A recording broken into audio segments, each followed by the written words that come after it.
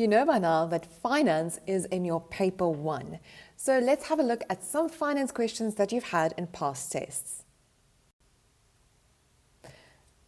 Hire purchase is one of the options that we normally give in terms of an advertisement. So it might not explicitly say hire purchase, but you can look for words such as buy it on terms, or when you see per month, it means that you are going to buy this bed and pay it off in small equal payments. So let's see what the information they give us. They give us the name of the bed. It says it was 11,200 Rand and it's now 10,080 Rand. So it means there's a discount that they offer on here. Then on the side they say, or you can buy it on terms, and that's only 559 Rand 44 per month. And you're going to pay this over 24 months. So every month for 24 months. But on this deal, there's a 10% deposit, and they calculate it on the purchase price of 10,080 Rand, which is the sale price. Our first question asks, determine the percentage discount offered on the bed. So hopefully you know that when we need to work out discount or percentage change for that matter, that I need to work with the formula difference over original amounts. So what percentage of the original amount, that's what we're trying to work out. And to make it into a percentage, we have to multiply it by 100. So I will need to go and look at this section over here. Don't be tempted to look at the 10% deposit.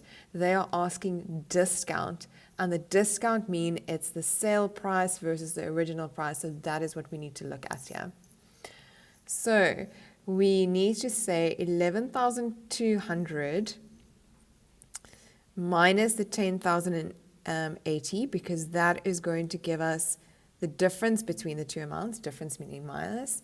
And the original price was not 10,000 but 11,200 Rand. And multiplied by 100 to get it into a percentage. So if I work that out, I get an answer of 10%. So they offered around about a 10% discount on this bed. In our next question, they ask for the loan amount after the deposit has been paid.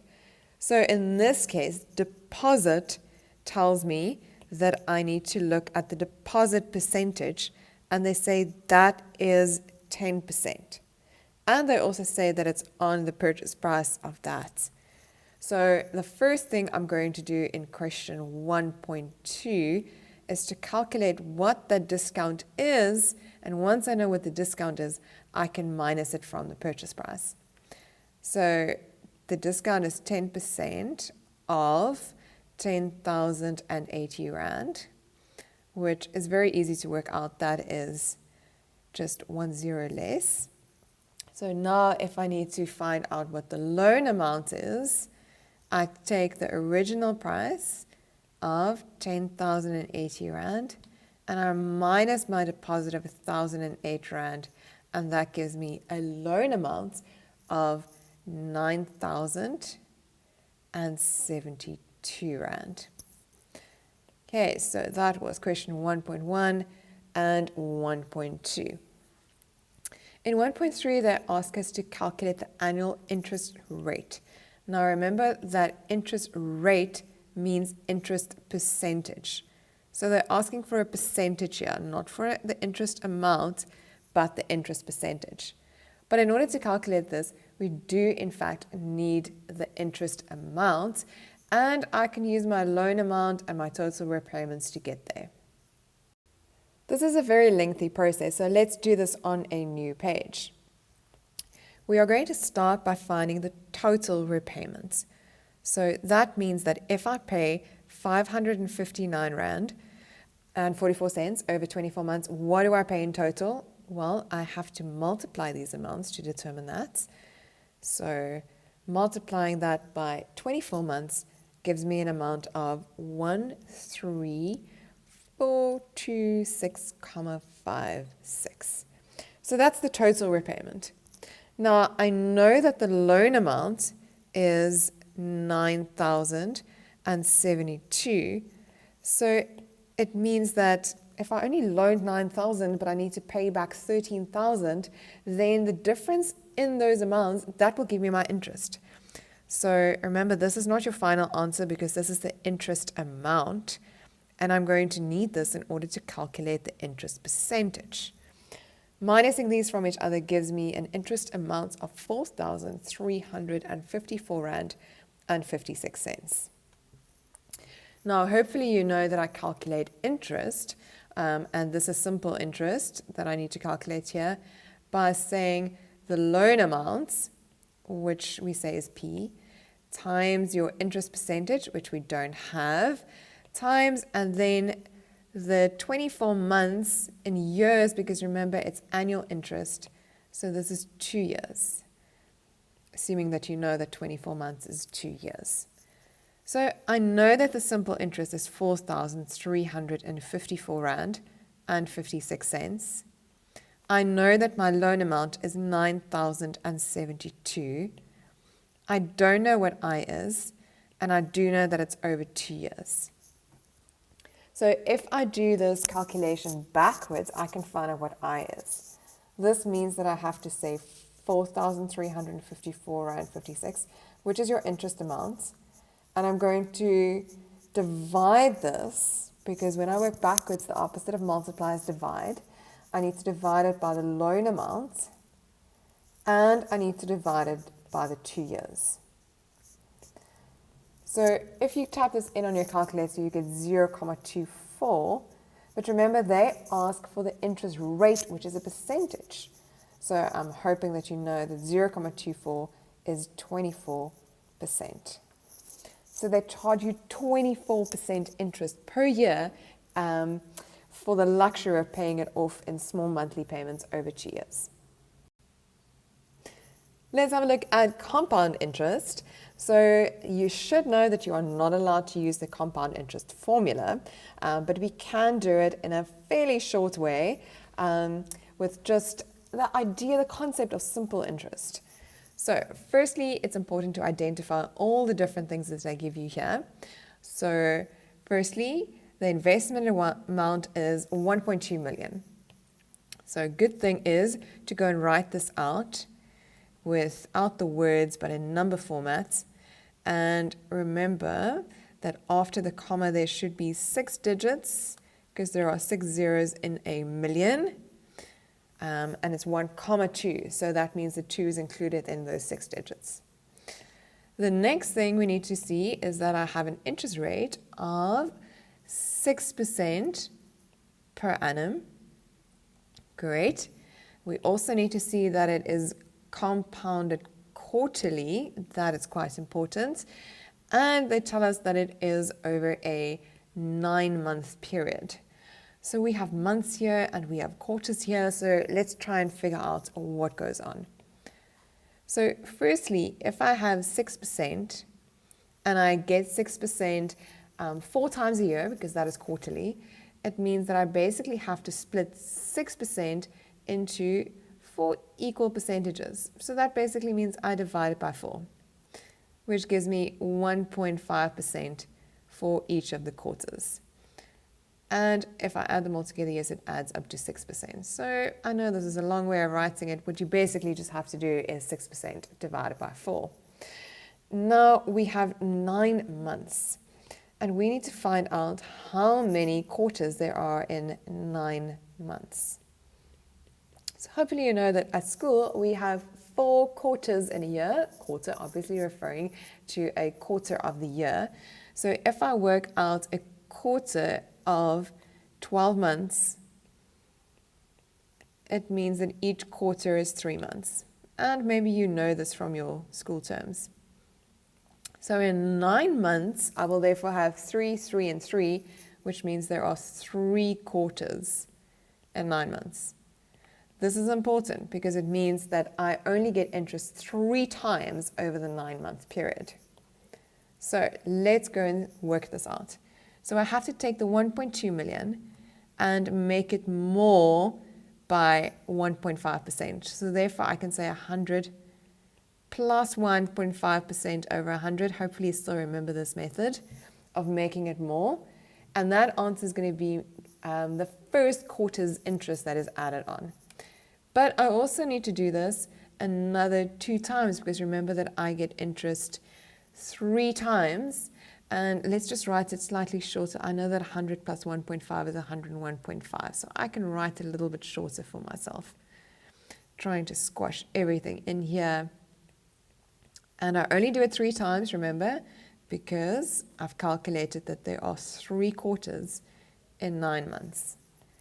So when I type this whole thing in on my calculator, I get a final amount of 1,254,814.05. So hopefully not too long. In a case like this, you would get a mark for writing 1.2 in numerical format. You'll get marks for multiplying 3 times. You also get a mark for the 1.5 because you had to divide the 6 divided by 4, and then your final answer. So that's how your mark distributions would be for a question like this. In previous grades, you had to plot break-even situations on a graph and then read from there. But we don't want to waste time on that in grade 12, so we often give you a graph and ask you to answer questions from that given graph. In this situation, we have Lele that has a small business of making homemade fudge, and she sells them and she makes some money, but she also has some fixed and variable cost. Fixed cost being electricity, and then the variable cost, obviously, the ingredients of making the fudge. Our first question refers to one of these costs, and they ask what, according to the graph, is a weekly electricity cost. So hopefully you've realized that the electricity that they speak about in the paragraph at the top is her fixed cost. And to identify this on the graph, it is where the cost graph would start. So her fixed cost is indeed 400 Rand. Very easy to read that from your graph. Now they say use the graph to determine Lele's selling price for 1 block of fudge. So in the selling price, we have to look at the income graph. And the income graph is indicated here in orange. Now, if it's difficult to see on the graph exactly what one of them sells for, so find a spot that you can easily read off. And for me, it is definitely 100 blocks at 600 Rand. So if she sells 100 blocks and she gets 600 Rand, that means that each of those blocks must be 6 Rand, because the price of 600 divided by the 100 blocks gives me a 6 Rand selling price. The next question asks us to calculate the total cost for making 200 blocks of fudge. And you can read this from the graph. So following it here up from 200 Rand, or 200 blocks of fudge, what is this cost in Rand? And we can say that that is an amount of 1,100 Rand. So no calculations needed. You could merely have read that from the graph. So our next question starts with the word hence. And hence should tell you that you must use your previous answer. So our previous answer was 200 blocks at a total cost of 1,100 Rand. What I also know from the previous page is that my fixed cost was 400 Rand. So using this information, maybe I can calculate the variable cost of making 1 block of fudge. So how would I need to do that? Well, firstly, the difference in these two amounts will give you my variable cost. So the total cost minus the fixed cost will give me my variable cost for 200 blocks. So the difference, if I minus these two from each other, gives me 700 Rand. So 700 Rand in variable costs for 200 blocks of fudge means that to find 1 block I'll have to divide, and that gives me a variable cost of 3.50 Rand. So the cost of only the variable cost, not the fixed cost altogether, divided by the 200 blocks of fudge gives me £3.50. The last question, we basically give you the break-even amount and we ask you to prove that it is indeed the break-even amount. So in order to do that, I'm going to substitute 160 blocks into an income and a cost formula. So substitution, fancy maths word, which just means that I'm going to work out the income and the cost of 160 blocks. Substitution. So let's start by the income formula. And hopefully you remember that I sell each block for R6. So if it's R6 and I do 160 blocks, I get R960. So let's look at the total cost. And remember, this is the last question in this sequence of questions. So it means you have to look back at your previous questions. And I know what the fixed cost is. It's 400. And I've just calculated that the variable cost is £3.50. And they tell me that the break-even is 160. So I want to see 160 blocks at £3.50 each, plus the £400 electricity. What does that give me? And indeed, it also gives me 960. But the question said prove by means of calculations, or sometimes I also use the word verify. Once you have these two answers, you need to explain what these answers mean. So you can say, therefore, the income equals the total cost.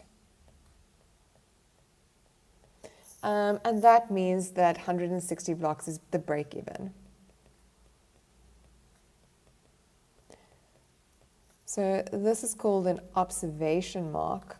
So in order to get this final mark, you will have to give some explanation of your answer.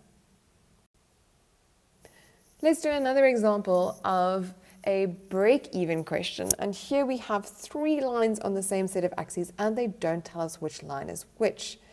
They do tell us that it is a jewelry situation, and she's planning different possible incomes. So what we have learned from the previous ones is that my fixed cost is where my total cost line starts, and that's normally not at 0. So I can already guess that this line over here, which is the dotted line, line C, is going to be my total cost. And the other 2 would be income lines, and I'm guessing that depends on what she sells her earrings for. So your first question once again is the fixed cost, and I've just identified which line I should be looking at. And if I look at my red line, I see it starts at R1,000. The next question asks which graph represents a selling price of 150.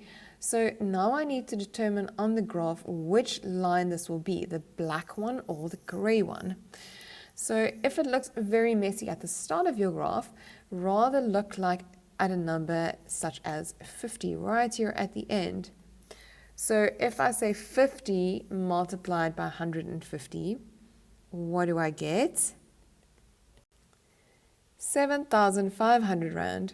And that would then definitely be right at the top over here. So that means the black line, which is line B. So now they ask, we need to write a formula. They tell us which variables to use, X and Y, and they ask us for the total cost formula. So they tell me that the total cost is Y, so I'm going to start there. I know that my fixed cost is R1,000, and then I know I have to determine my variable cost and multiply that by X number of earrings. But how do I calculate my variable cost? So for this, I would need to once again read some values from my table, and I can see here that for 50 earrings, it is R4,000. So here we're going to do a very similar calculation to what we did in our previous example on break-even, and that is that I'm going to take that total cost, I'm going to minus the fixed cost, and I'm going to divide it by how many earrings there are. And if I do this, it gives me my variable costs. So 3,000 divided by 50 gives me an answer of 60 Rand per earring. And that is then also the value that I fill in this block over here in my formula. I haven't quite spoken about this before, but the mark allocation is always a good indication of how much calculations you need to do. So here they say, according to the graph, it is a 1-mark question, and they ask how many earrings would you have to sell in order to break even. Looking back at my graph on the previous page, I can see that this amount is 11 earrings. So no need to do any calculations. That is the next question. And the next question they ask to prove your previous answer. And that's also a nice way of checking that the answer that you got of 11, which you can clearly see on the graph, should also be your answer with the calculations. So remembering that the questions follow onto each other, we're going to use our total cost formula that I had on the previous page. So if I write that down for myself, I had 1,000 Rand, and the variable cost was 60 Rand. And now I know the answer, so what you can do is you can go and substitute it in here and see what you get, which is a value of 1,660 Rand. Now let's see if we get something similar if I work with my income formula. And remember that it is a selling price of 150 Rand each. So 150 times 11 earrings gives me an amount of 1,650 Rand. So now these values are very close, but they are not exactly the same. So that means that you will most likely break even at 10.5 or 10.7 if we had to work it out. Or it could even be 11 point something, but it's rounded off. So because these values are so close, 11 would be the rounded off answer. So we can say approximately 11 earrings to break even. Once again, explaining why there's a slight difference in your answers. If you know the formula of fixed cost divided by profit, then you would have got an exact answer. So if we quickly have a look at this, my fixed cost was 1,000 Rand and my profit per item. So the profit basically means the difference in these two amounts, and that is 90 Rand profit per earring. So if I go and divide it by 90, I get a value of 11.11111, and that is the exact break even. But remember, I can't sell 11.111 earrings, and therefore it is rounded off to 11 earrings. Question 2.6 is a substitution question again. So what do we need to substitute, and what are they talking about? They want us to calculate Gamita's profit on selling 50 earrings. So 50 earrings is what we'll have to substitute, but what do I substitute it into? Well, in order to get profit, I need to work with my total cost formula and my income formula. And I've already worked with these formulas before, so I can look back at my previous questions. Remember, our fixed cost was 1,000 Rand. I can see that from the graph over here, 1,000. And I've calculated my variable cost at 60 Rand per earring. And in this specific situation, I now have 50 earrings. So when you know how many earrings you have, you don't have to put an X there. You can actually work it out. So if I do this, 60 times 50 is 3,000 plus 1,000. So I get 4,000 Rand for my total cost. So now we're going to do the same with the income formula. And remember, the income was that I sell each earring for 150 Rand. And once again, I have 50 earrings. So if I work that out, then I get 7,000 500 Rand. So if my total income is 7,500 Rand and my total cost is 4,000 Rand, then the difference between these two, so in other words, I need to subtract them from each other. I need to say 7,500 minus 4,000 will give me my profit. So my profit is 3,500 Rand. So if you subtracted these two values and your income was less than your cost, it would have given us a loss. But luckily from the graph, I knew that I already broke even at 11 earrings. So 50 earrings, you will definitely be making a profit. So on to 2.7, they ask us to use the graph again, and they ask us about the third line that we haven't actually considered before. So we knew that this dotted line here was our total cost. We worked with line B, which was my income, but we haven't yet worked with the light gray line, which is this one over here, and that is the sale price. So she's running a sale. Maybe she wants to attract more customers to the store. So let's see what the sale price was. So for 50 earrings, if I follow this line back here, I see it's 5,000 Rand. So if she sells 50 earrings at 5,000 Rand each, it means that each pair is 5,000 divided by 50, which gives me 100 Rand per pair of earring. So obviously, if she sells them for less, your break even will be less. So they say, using the graph, what is the break even amount? So on the graph, where does it cut? It cuts at this point over here. And now I just need to find out what this point is. And if I see it's exactly between 20 and 30, therefore my break even is at 25 earrings.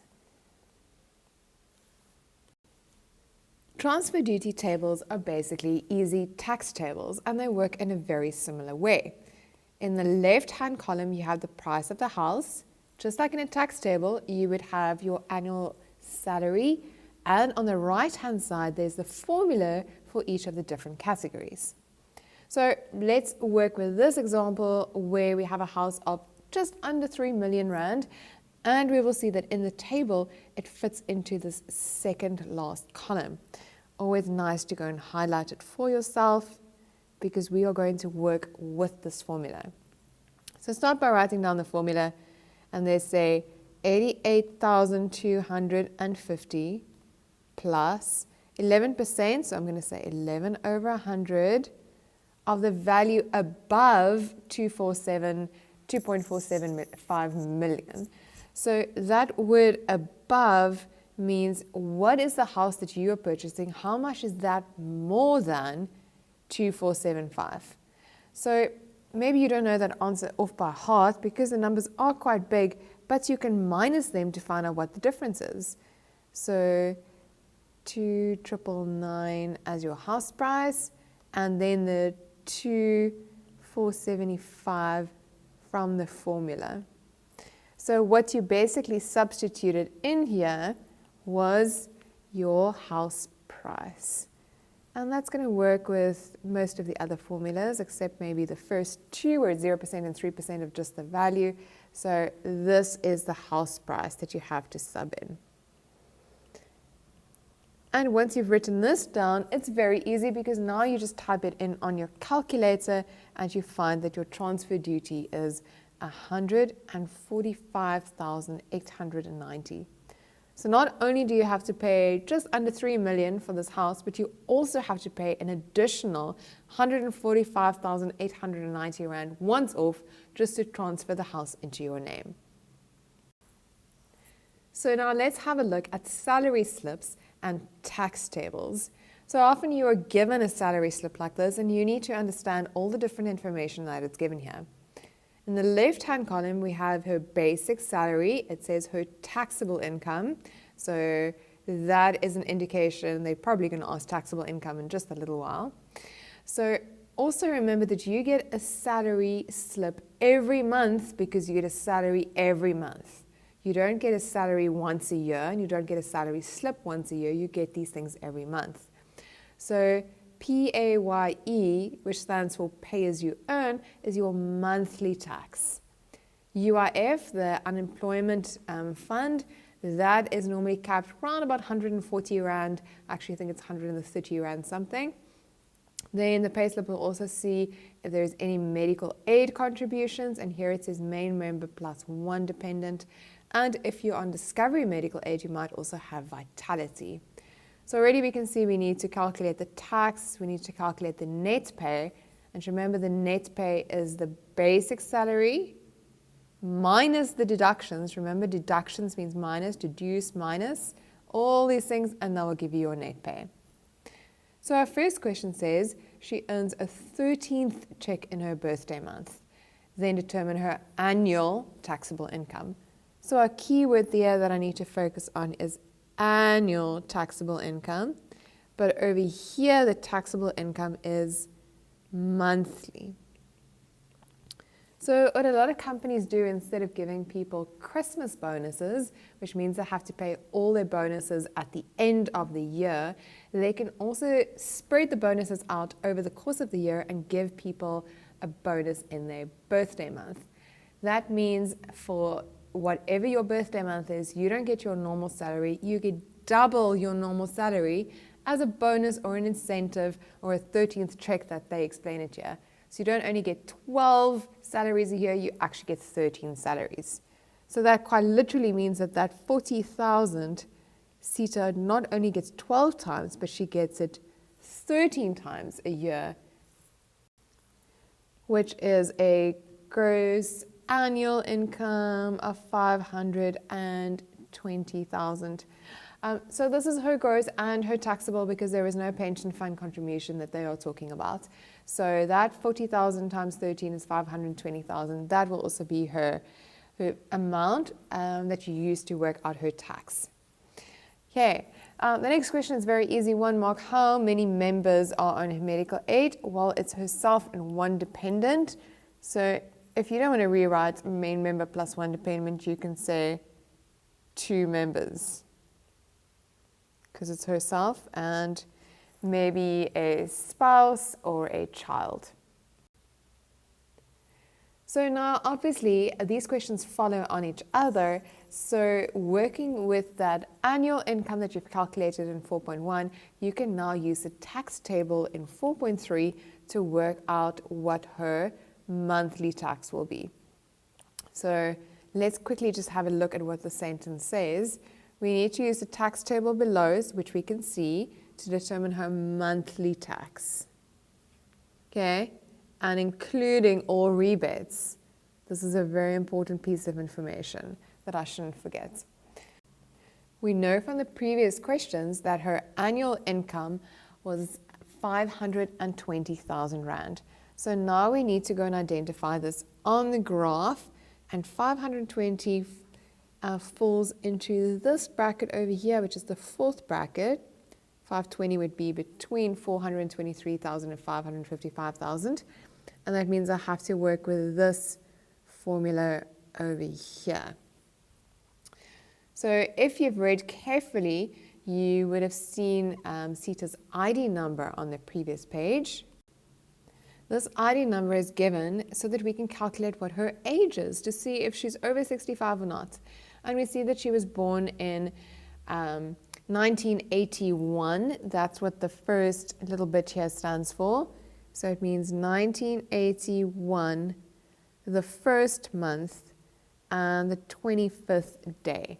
So that makes her 40 years old, which means she only gets the primary rebate. We also know that there are 2 members on her medical aid, which means the main member and first dependent. So the 303 would be for 2 people. So I can read through my table and make these little notes for myself before I actually start doing any calculations. So now, using the formula that is in this column over here, we're going to start by saying 100,263 plus 36 over 100, just like we did the transfer duties, times, and here it also says the taxable income above. Similar wording to the transfer duty table. And if you remember correctly, I had to substitute the house value in. So here I'm going to substitute her salary value in, which was the 520,000 that I got in question 1. And I have to take 423,300 away from that. If I type this whole thing on my calculator, I get a value of 135,076 Rand. So now remember that I also need to minus my rebates. So that is my second step, is to take that answer minus 14,220. And remember that this is an annual rebates. Just like the tax table is an annual tax table. But my medical rebates are per month. So don't get those confused.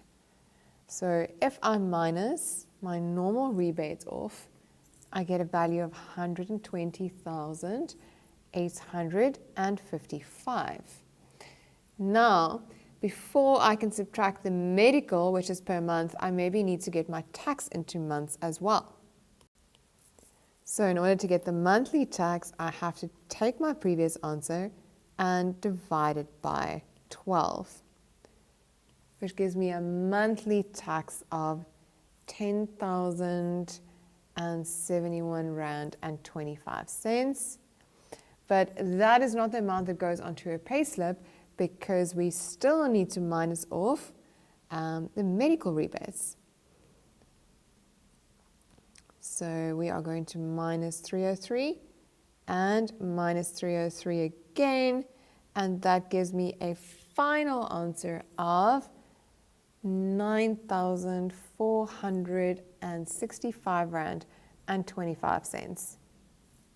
So although she earns 40,000 Rand a month, which sounds like a fairly big salary, she pays 9,465 Rand and 25 cents on tax. And if you look at the table, that's about 36% of her salary that goes towards tax. So that was our answer for 4.3. If we look at 4.4, there's a hence, and remember, if you see the word hence, it means use your previous answer. Determine her net monthly pay indicated as B on the payslip.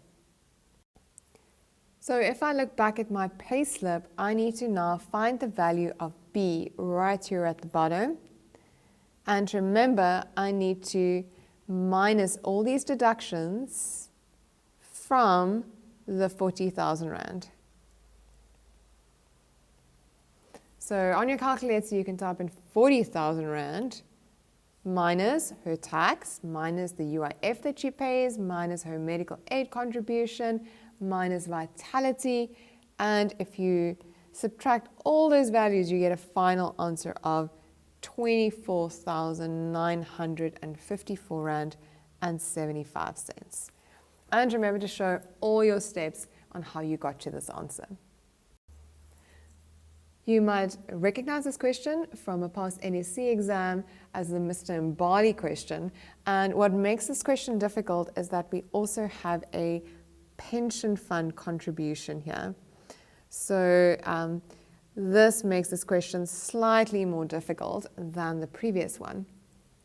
But just like in the previous one, they give us the monthly income of this person. We can see that he's 50 years old, so 50 years old, which means he's not over the age of 65. So in my annual rebate, he only gets the first one, the 14,220.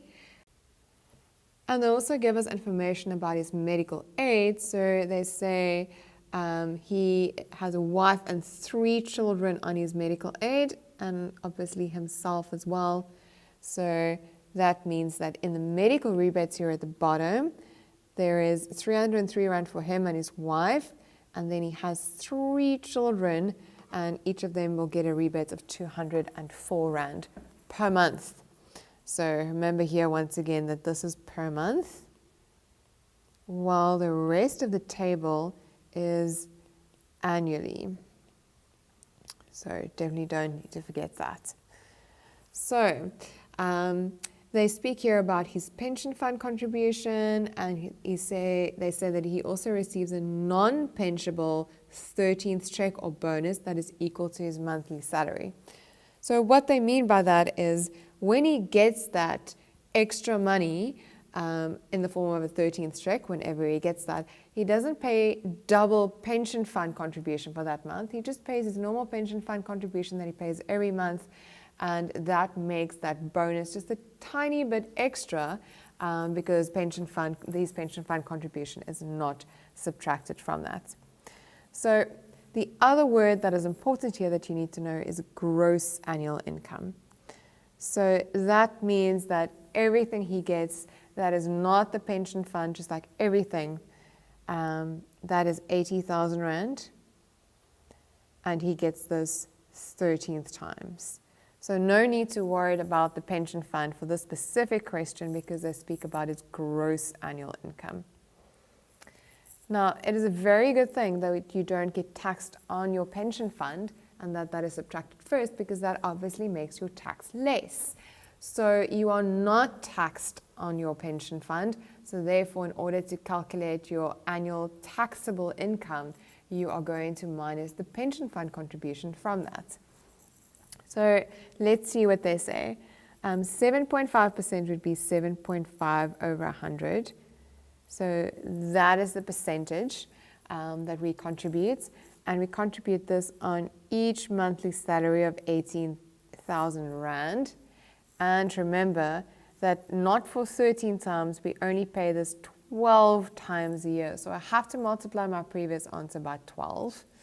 So that gives me 72,000 Rand. But just stop here. You've only worked out the pension fund contribution now. You haven't actually worked out what his annual taxable income is. This is only pension fund. So don't be tempted to think that this is your final answer. This is only the pension fund. So the difference between your gross annual income and your pension fund, meaning that if I minus these two off, that will give me my annual taxable income, which is 968,000. And as I said, it is definitely a good thing to rather pay tax on 968,000 than on over R1 million. So now we need to use this taxable income along with the tax table to find out what his tax will be. And just read carefully. In this case, they ask for the annual tax without medical rebates. So it gives us just a little bit of guidance as to how far we should go. Is it only the normal rebate? Is it the medical rebate as well? So there's a little bit of guidance in this regard. So we have the 968 as his taxable income, and I need to go and find out where this is on the table, and hopefully you can see that this is the last tax bracket, meaning that that is a fairly good salary to earn. So let's see how much tax he will pay on that. If I just look at the table, I can already see that 41% of that roughly is going to be his tax. So let's create some space here to use this formula. So it is 207,448,448 plus 41%, so that's 41 over 100, times, and remember now comes the point where you substitute the salary in. So it's 968,000 minus the amount from the table, which is 708,310. So typing that whole thing in on my calculator gives me a value of 313,920 Rand and 90 cents. But I also need to take away the rebate of 14,220. And only now do I have the annual taxable income, what they ask for, which is 299,790 cents. So as you can see, a fairly big amount of annual tax that he has to pay. Going on to our last question, they now ask for the pay as you earn, which remember is the monthly tax. So I'm going to use this annual tax answer that I got from the previous question. Remember, that's what the word hence means. Use your previous answer or previous answers to work out the next part in this whole sequence of tax questions. So taking my annual tax, I firstly need to divide it by 12 in order to get my monthly tax. You get a value of 24,975.08. But I'm not done, because remember, if we think back of what the paragraph said, that he has medical contributions for himself and his wife, so that's 2 of them that get 303 Rand. And he has 3 children, so each of them gets another 204 Rand rebates back. So from that previous answer that I just got, the 24,975.08, I have to minus 303 2 times, and I have to minus 204 3 times. And once I do that, I get a value of 23,757.08. So that is the pay as you earn that would go on his salary slip every month.